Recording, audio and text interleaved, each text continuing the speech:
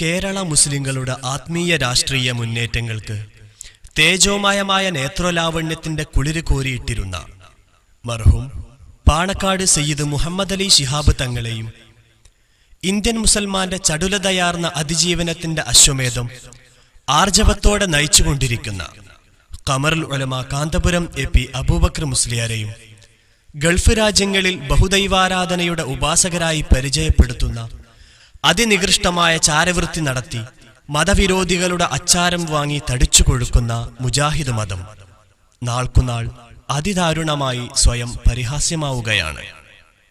حتى إن رئيس هذا المركز أيضا من دعاة الطقوس ഞാൻ ഒരു കാര്യം പറയട്ടെ.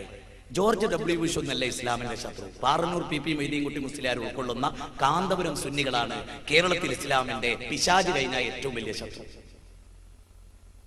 കാരണം ഇവരുടെ വിശ്വാസം അനുസരിച്ച് ജീവിച്ചവനൊക്കെ നരകത്തിലാണ്. RSS കൊന്നാ സ്വർഗത്ത് പോകും മുസ്ലിം ആണെങ്കിൽ. ബോംബിട്ടിട്ട് ആ പ്രദേശത്തെ മുസ്ലിങ്ങളൊക്കെ മരിച്ച പോലെ രക്തസാക്ഷികളാണ്. പക്ഷെ സുന്നി വിശ്വാസം അനുസരിച്ച് മരിച്ച ആജീവനാന്തം നരകത്തിലാണ്. അപ്പൊ ഏറ്റവും വലിയ ശത്രു ആരെ? ഏറ്റവും വലിയ ശത്രു ചൂഷണ മനസ്ഥിതി, അടിമത്തം ഉണ്ടാക്കുന്ന മനസ്ഥിതി, ഉടമത്ത മനസ്ഥിതി ആർക്കൊക്കെ വരുന്നറിയാമോ? ഈ കഴിഞ്ഞ ദശകങ്ങളിൽ കേരളത്തിൽ കത്തിത്തിളങ്ങി നിന്ന ഒരു വ്യക്തിത്വമാണ് നിത്യ ഗുരു നിത്യ ചൈതന്യയതി. പേര് നോക്കണേ, മാതാപിതാക്കളിട്ട പേരല്ല, രാജ്യം സമ്മാനിച്ച പേരല്ല. ശ്രീ ശ്രീ കാമകോടി മഠാധിപർ അല്ലേ? ശ്രീ ശ്രീ ശ്രീ ശ്രീ ശ്രീ ശ്രീ ശ്രീ ശ്രീ ശ്രീ ശ്രീ ശ്രീ ശ്രീ ശ്രീ ശ്രീ ശ്രീ 18 ശ്രീ ആചാര്യ രവിശങ്കർ, ശ്രീ ശ്രീ മാതാ അമൃതാനന്ദമയി ദേവി, സയ്യിദ് മുഹമ്മദ് അലി ശിഹാബ് തങ്ങൾ. മനസ്സിലായോ? പേരുകൾ കൊണ്ട് വലുതാവുക. ആര്? ജനങ്ങൾ വലുതാക്കുകയാണ്, മറ്റുള്ളവർ വലുതാക്കുകയാണ്.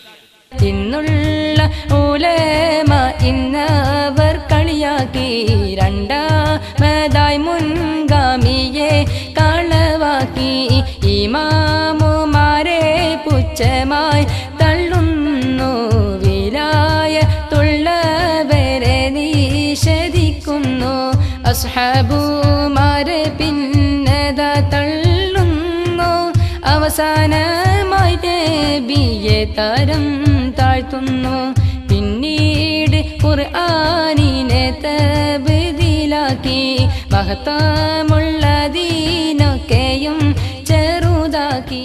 തങ്ങളല്ലാത്ത മറ്റെല്ലാവരെയും വഴിപിഴച്ചവരായി മുദ്രകുത്താൻ കുൽസിത ശ്രമം നടത്തുന്ന മുജാഹിദ് മതം അതിന്റെ സംഹാര താണ്ഡവങ്ങളുടെ വിശ്വരൂപം പ്രാപിക്കുകയാണ്. ഇവിടെ അഹ്ലുസുന്നത്ത് വൽ ജമാഅത്തിന്റെ മൊത്തക്കുത്തക അവകാശപ്പെടുന്ന ഇവിടുത്തെ സമസ്തക്കാര് APEK ആന ടൈഗർ ഏതായിക്കോട്ടെ ഒരൊറ്റ ആൾക്കും തെളിയിക്കാൻ കഴിയില്ല റസൂലും സഹാബത്തും പഠിപ്പിച്ച ദീനിലാണ് അവർ നിലകൊള്ളുന്നത് എന്ന്. തബ്ലീഗ് ജമാഅത്തുകാർ ശിർക്ക് പ്രചരിപ്പിക്കുന്നുണ്ടോ എന്നതിൽ ആർക്കും സംശയം ഉണ്ടാവുകയില്ല. അപ്പൊ മനസ്സിലാക്കിക്കോ, ഇസ്ലാം എന്ന് വേറെയാണ്, ജമാഅത്തെ ഇസ്ലാമി എന്ന് വേറെയാണ്. നിങ്ങൾ അറിഞ്ഞു കാണും, NDF എന്ന ഭീകരവാദ സംഘടനയെ നിലക്ക് നിർത്താൻ ഇന്ത്യൻ പാർലമെന്റിൽ ഈ നിയമനിർമ്മാണ സഭയിൽ നമ്മൾ ശ്രദ്ധിക്കണം. ഇന്ത്യൻ കോൺസ്റ്റിറ്റ്യൂഷൻ, ഇന്ത്യൻ ഭരണഘടന, ഇന്ത്യയുടെ judiciary, the preamble of constitution, Indian ഭരണഘടനയുടെ നിയമങ്ങളിൽ ഫണ്ടമെന്റൽ റൈറ്റ്സ്, മൗലികാവകാശം, ആ മൗലികാവകാശത്തെ, ഇഷ്ടമുള്ള സ്വാതന്ത്ര്യത്തെ, ഇഷ്ടമുള്ള ആദർശം സ്വീകരിക്കാനുള്ള സ്വാതന്ത്ര്യത്തെ മുസ്ലിമാണത്രേ NDF-കാരൻ. നിങ്ങൾ ആലോചിക്കണം, ഭീരുക്കളല്ലേ നിങ്ങൾ ആദർശം തുറന്നു പറയുന്നവരോട് നിങ്ങൾക്ക് ദേഷ്യല്ലേ, കോപല്ലേ? ന്യായമായി പബ്ലിക്കില് ഇതുപോലെ വന്നിട്ട് നിങ്ങൾ ആദർശം പ്രസംഗിക്ക്. ഇവിടെ നിങ്ങൾ കൊണ്ടുവന്ന് RSS-കാരെ നിർത്തിക്കോ, ഞങ്ങൾക്ക് പ്രശ്നമില്ല, BJP-ക്കാരെ നിർത്തിക്കോ.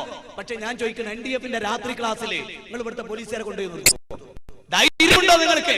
നിങ്ങൾ പറയുന്ന ആദർശം ജനങ്ങൾക്ക് ഇഷ്ടപ്പെട്ടതാണോ?